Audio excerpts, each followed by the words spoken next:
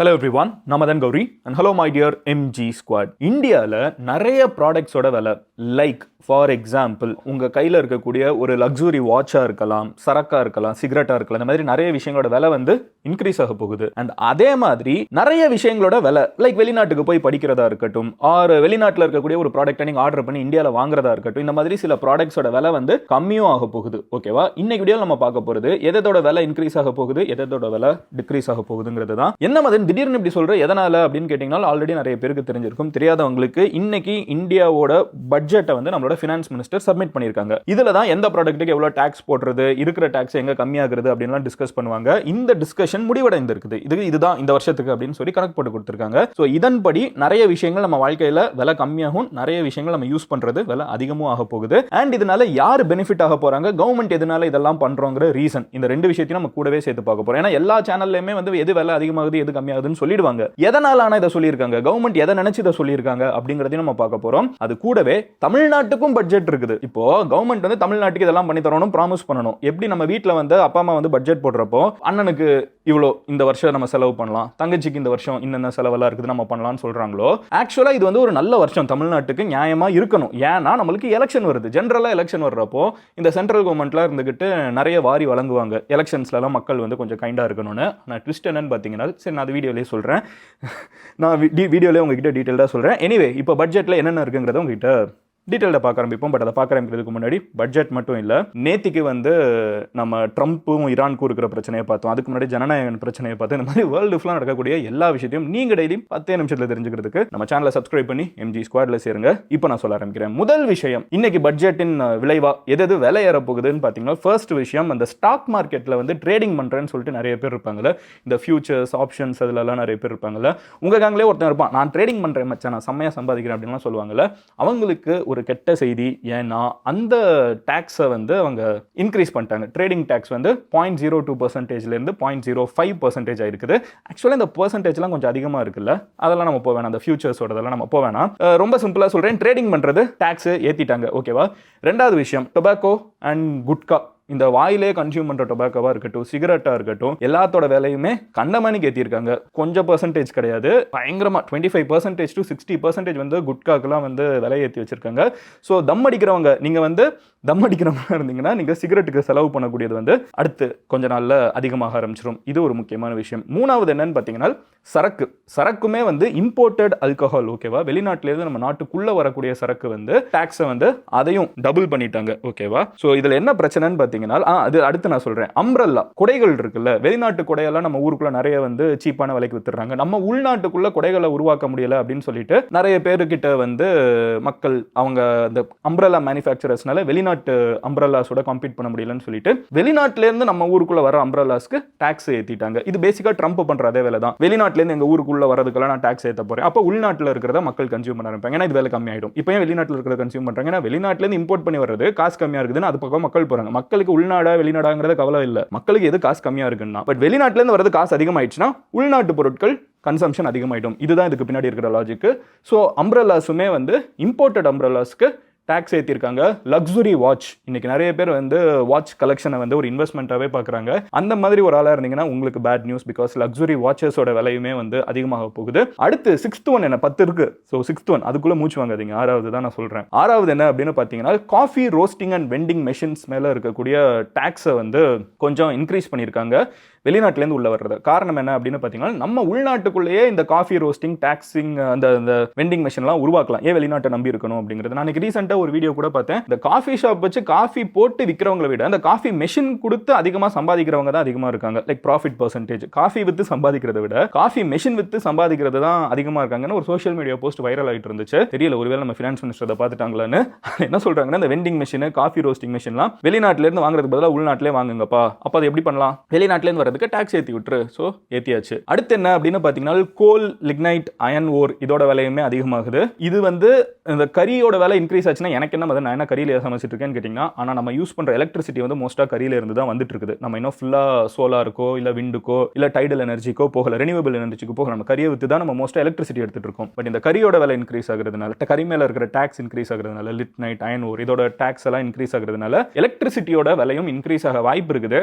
பார்ப்போம் அது என்ன நடக்குதுன்னு. பட் இதெல்லாம் இன்க்ரீஸ் பண்ணியிருக்காங்க. பட் லாங் டேர்ம் கோல் வந்து நம்ம எல்லாருமே அதான் விலை அதிகமாக இருக்குதுன்னு தெரியல, சோலாரை ரெடி பண்ணுங்கப்பான்னு இன்டெரக்டாக சொல்கிற மாதிரி தான் இருக்குது.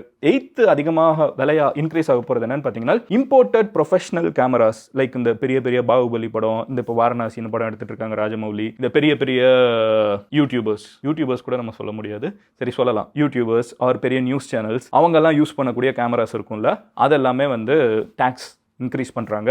ஏண்டா அவ்வளோ செலவு பண்ணி நீங்கள் கேமரா வாங்குவீங்க, எங்களுக்கு டேக்ஸ் கட்ட மாட்டீங்களா அப்படின்னு சொல்லிட்டு இம்போர்ட்டட் கேமராஸோட டேக்ஸை இன்க்ரீஸ் பண்ணியிருக்காங்க. 9th ஒன் என்ன அப்படின்னு பார்த்தீங்கன்னா, சில ஃபெர்டிலைசர்ஸ் லைக் அமோனியம் ஃபாஸ்பேட் இதெல்லாம் வந்து ஒரு காலத்தில் இந்தியாவில் இல்லை, வெளிநாட்டிலேருந்து நம்ம நாட்டுக்குள்ளே வாங்கிட்டு இருந்தோம் விவசாயிகளுக்கு. ஸோ இதெல்லாத்தையுமே வந்து அவங்க டேக்ஸ் எக்ஸம்ஷன் கொடுத்துருந்தாங்க. இப்போ அதுக்கெல்லாம் ஒன்றும் டேக்ஸ் எக்ஸம்ஷன்லாம் இல்லை, டேக்ஸை போடுங்க. ஏன்னா நம்ம நாட்டிலே இப்போ உற்பத்தி பண்ண ஆரம்பிச்சுட்டு இப்போ வெளிநாட்டு ஃபெர்டிலைசரை வாங்கணும் அப்படின்னு சொல்லிட்டு அதில் எக்ஸம்ஷனை கட் பண்ணியிருக்காங்க. ஸோ இந்த மாதிரி சில விஷயங்களுக்குலாம் டேக்ஸை கம்மியாக்கியிருக்காங்க. எனக்கு என்ன தோணுச்சுன்னா, இதில் என்ன பிரச்சனைன்னு நான் சொல்கிறேன் பாருங்களேன். ஒருவேளை நீங்க வந்து இந்த ஸ்டாக் மார்க்கெட்ல இருக்கக்கூடிய தம் அடிக்கிற ஒரு சரக்கு கிட்ட வச்சிட்டு இருக்கக்கூடிய ஒரு மனிதனா இருந்தீங்கன்னா, அதுவும் மலையில நடந்து போனீங்கன்னா, இல்ல வாட்ச் பிடிக்கும்னா, லக்ஸுரி வாட்ச் எல்லாம் பிடிக்கும்னா, அது காஃபி குடிக்கவும் பிடிக்கும்னா, ஒருத்தங்க காலையில நம்ம வந்து இந்த ஷேர் மார்க்கெட்ல உட்காந்துருக்காங்கன்னா உங்களோட இமேஜ் எப்படி இருக்கும்? கெத்தா ஒரு சைடு ஒரு சிகரெட் எடுத்துக்கிட்டு சைட்ல ஒரு ஆல்கஹால் வச்சுட்டு இல்ல காஃபி குடிச்சிட்டு, மழை பெஞ்சா கூட கொடையில கூட அவங்க எங்க நின்னாலும் போன் யூஸ் பண்ணிட்டு ஷேர்லாம் பார்த்துட்டு இருப்பாங்கல்ல, அவங்களுக்கு கெட்ட நியூஸ். ஏன்னா வந்து அவங்க எல்லாருக்குமே வந்து டாக்ஸ் இப்போ ஏற போகுது.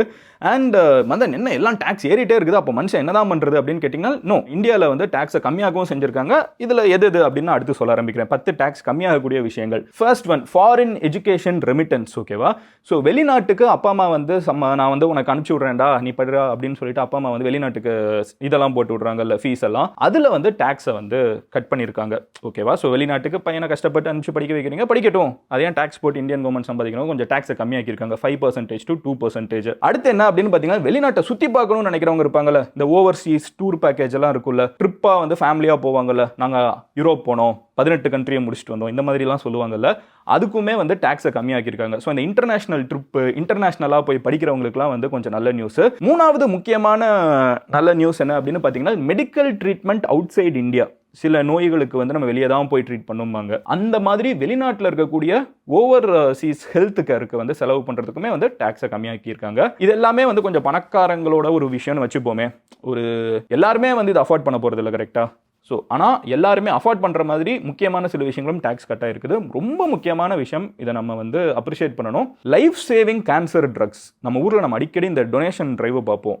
ஒரு புற்றுநோய் வந்திருக்கும், கேன்சர் வந்திருக்கும், அவங்களுக்கு வந்து ஆனால் மருந்து மட்டுமே அவ்வளோ கோடி இவ்வளோ லட்சம் அப்படின்லாம் போடுவாங்க. வெளிநாட்டில் இருந்து ஒரு பெரிய பணக்காரன் வந்து கண்ட மணிக்கு வச்சிருப்பான். அதுக்கான டேக்ஸை வந்து கம்மியாக்கியிருக்காங்க. உண்மையிலே இதுக்கு வந்து நம்ம கவர்மெண்ட் அப்ரிஷியேட் பண்ணியே ஆகணும். இவ்வளோ நாளே இருந்திருக்கக்கூடாது, அட்லீஸ்ட் இப்போ கட் பண்ணிட்டாங்க. அடுத்து என்ன சொல்கிறாங்கன்னு பார்த்தீங்கன்னா, இந்த ஸ்மார்ட் ஃபோன் டேப்லெட்ஸ்லாம் இருக்குல்ல, எக்ஸாக்டாக சொன்னா taxes on components use to make this devices in India were reduced. இந்தியாவுக்குள்ள ஃபோன் செய்கிறாங்கல்ல, இப்போ Samsung made in India, iPhone made in India, எல்லாமே நம்ம இந்தியாக்கே வர ஆரம்பிச்சிருச்சு. இதுக்குள்ள இருக்கக்கூடிய காம்போனன்ட்ஸ் இருக்குல்ல, நல்லா யோசிச்சுக்கோங்க. ஃபோனுக்கு வந்து காசு கம்மியாகல, ஃபோனுக்குள்ள இருக்கிற காம்போனன்ட்ஸ்க்கு வந்து காசு கம்மியாக்கியிருக்காங்க. அதே இதுக்கு முதல்ல நான் வாங்க போறேன்னு கேட்டீங்கன்னா, முதல்ல இல்லாமல் நமக்கு ஃபோனுக்கு பின்னாடி இருக்கிற கவரை திறந்து பேட்டரியை தூக்கி போட்டு பேட்டரி எல்லாம் வைக்கலாம். ஆனால் இப்போ இந்த பேட்டரியோட விலையை வந்து கம்மியாக்கியிருக்காங்க, டாக்ஸ் கம்மியாக்கியிருக்காங்க. ஆனால் நம்ம பேட்டரி வாங்க மாட்டோம், மொத்த ஃபோனாக தான் வாங்குவோம், கரெக்டா? ஆனால் இது எதுக்கு பண்ணியிருக்காங்கன்னு பார்த்தீங்கன்னா, இந்தியாவில் மேனுஃபேக்சர் பண்ணுங்கன்னு சொல்லிட்டு மற்ற கண்ட்ரியில் இருக்கக்கூடிய ஃபோன் கம்பெனிஸ்க்கு சிக்னல் கொடுத்துருக்காங்க. பார்த்தீங்களா, இந்தியாவுக்குள்ள நீங்கள் மேனுஃபேக்சர் பண்ணீங்கன்னா உங்களுக்கு காம்போனன்ட் காசு கம்மி. காம்போனன்ட் காசு வந்து கம்மியாச்சுன்னா நீங்கள் அதிகமான நீங்கள் காசெல்லாம் மாற்ற வேணாம், வர ப்ராஃபிட்டை நீங்களே எடுத்துக்கோங்க. ஸோ இது இன்டைரக்டா வந்து வெளிநாட்டு கம்பெனிஸை இந்தியாவில் இன்வெஸ்ட் பண்றதுக்கு கூப்பிடுற ஒரு விஷயம். அதனால இந்த ஸ்மார்ட் போன், டேப்லெட்ஸ் இந்த மாதிரி இருக்கிறதுக்குள்ள இருக்கக்கூடிய காம்போனன்ட்ஸை வந்து காசு கம்மியாக்கியிருக்காங்க. 6th ஒன் என்னன்னு பார்த்தீங்கன்னா, personal imports. The tax on goods you bring or ship from outside India for your own use has been halved. அதாவது நம்ம வெளிநாட்டில் இருக்கக்கூடிய சில கேட்ஜெட்ஸ்லாம் இருக்குல்ல, நம்ம இன்டர்நேஷனல் ப்ராடக்ட்லாம் சில பேர் நம்ம பசங்க யூஸ் பண்ணுவாங்க, அதுக்கு வந்து இம்போர்ட் டேக்ஸை வந்து கம்மியாக்கியிருக்காங்க, பாதி ஆக்கிட்டாங்க. அண்ட் அவன் இருக்குல்ல, மைக்ரோவேவ் அவன், இது வந்து என்ன மேட்டர்னு எனக்கு தெரியல, பட் அவனோட உள்ள இருக்கக்கூடிய சர்டைன் பார்ட்ஸோட விலையுமே கம்மியாக்கியிருக்காங்க. ஐ திங்க் இந்தியா வந்து அவன்ஸை வந்து இந்தியாவுக்குள்ள மேனுஃபேக்சர் பண்ணணும்னு முடிவு பண்ணியிருக்காங்க. இந்த மைக்ரோவேவ் அவனை, ஃபோனு டேப்லெட் எனக்கு புரியுது, அவன் வந்து ஒரு இன்ட்ரெஸ்டிங் மார்க்கெட்டு, தெரியல, இது ஒன்று கம்மியாக இருக்குது. அண்ட் அடுத்து என்னன்னு பார்த்தீங்கன்னா, இந்த leather goods, footwear, chappal, leather, பேசிக்காக லெதரோட இண்டஸ்ட்ரியை பூஸ்ட் பண்ணுறதுக்கு அதில் டேக்ஸ் கம்மியாக்கியிருக்காங்க.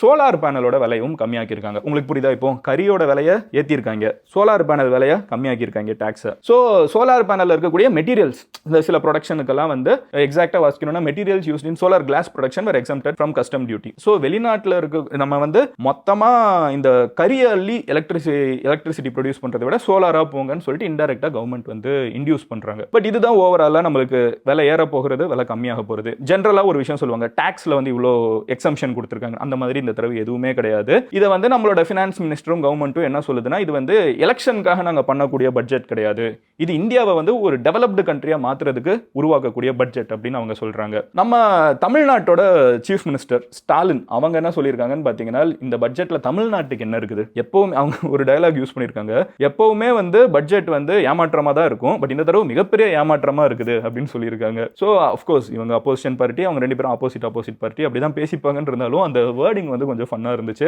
அவங்க என்ன சொல்கிறாங்கன்னு பார்த்தீங்கன்னா, தமிழ்நாட்டுக்கு இந்த பட்ஜெட்டில் ஒன்றுமே கிடையாது, எப்பவும் போல வேணும்னே தமிழ்நாட்டை பழி வாங்குறாங்க அப்படிங்கிற டோனில் வந்து நம்ம சீஃப் மினிஸ்டர் பேசியிருக்காங்க.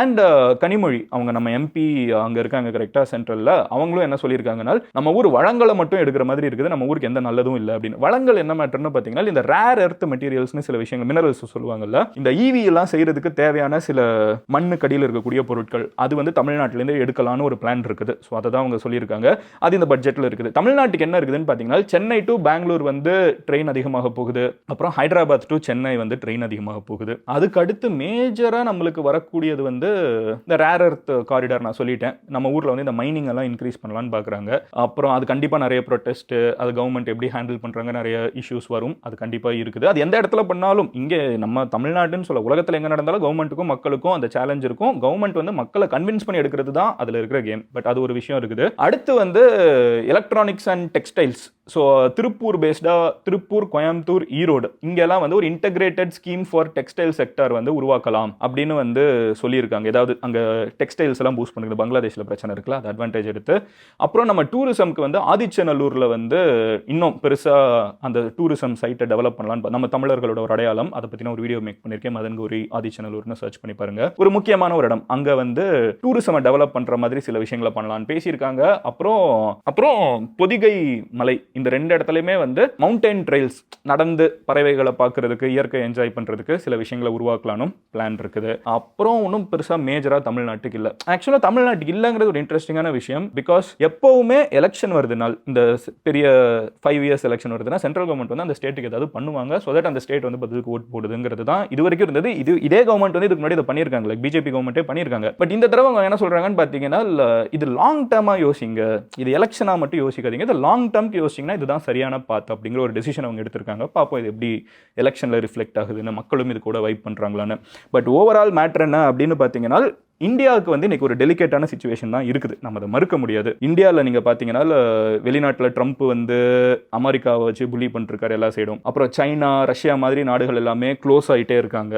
ரஷ்யா கூட க்ளோஸ் ஆகணும்னு சொன்னால் சைனா வந்து க்ளோஸ் ஆகிட்டே இருக்காங்க. எல்லா நாடுகளும் தன்னை பற்றி முதல்ல வந்து குளோபலைஸ்டு வேர்ல்டு யோசிப்பாங்க, எல்லாருக்குமான உலகம். இப்போ எல்லாருமே ஏன் நாட்டுக்கான உலகம்ங்கிறத யோசிக்க ஆரம்பிக்கிறாங்க. இதில் இன்டர்நேஷனலாக இந்தியா இவங்களையும் மேனேஜ் பண்ணணும், நம்ம ஊருக்குள்ளே இருக்கிற அரசியலையும் மேனேஜ் பண்ணணும்.